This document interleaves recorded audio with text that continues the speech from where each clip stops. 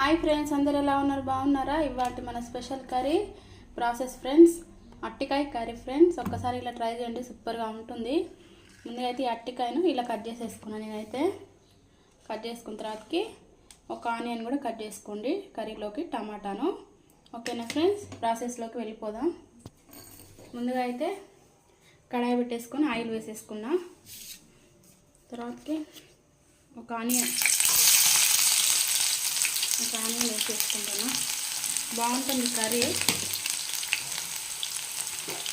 పప్పులోకైనా దేనికైనా చారులోకైనా ఇలా ఒక్కసారి అట్టకాయ తాలింపు వేసుకోండి. అలాగే కొంచెం జీలకర్ర, అలాగే కొంచెం అల్లం పేస్టు,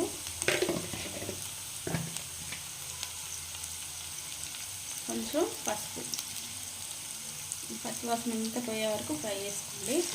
అల్లం పేస్ట్ని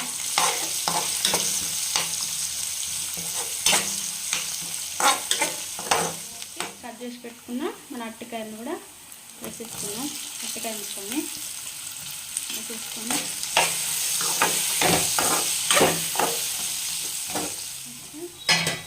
బాగా ఫ్రై అయిన తర్వాతకి నా గ్రేవీ కోసం ఒక టమాటా వేసి తీసుకుంటే ఫ్రెండ్స్, బాగుంటుంది గ్రేవీ.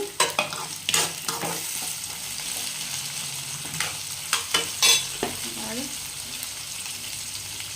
కొంచెం అర స్పూన్ ఉప్పు,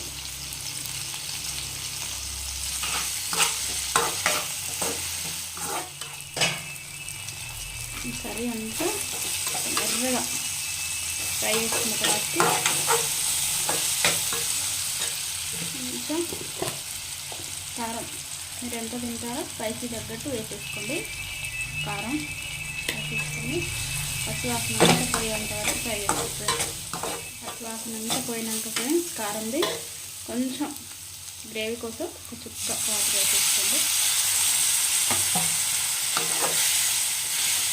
వాటర్ వేసేసుకొని మూత పెట్టేసుకొని ఒక 5-10 నిమిషాలు ఉడికించుకుంటాం.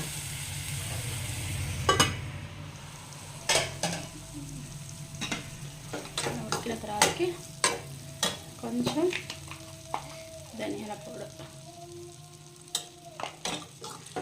అంతే మన కూర రెడీ అయిపోయింది. అట్టికాయ ఫ్రై రెడీ అయిపోయింది. సూపర్గా ఉంటుంది. ఒక్కసారి ఇలా ట్రై చేయండి. ఓకేనా ఫ్రెండ్స్, బాయ్.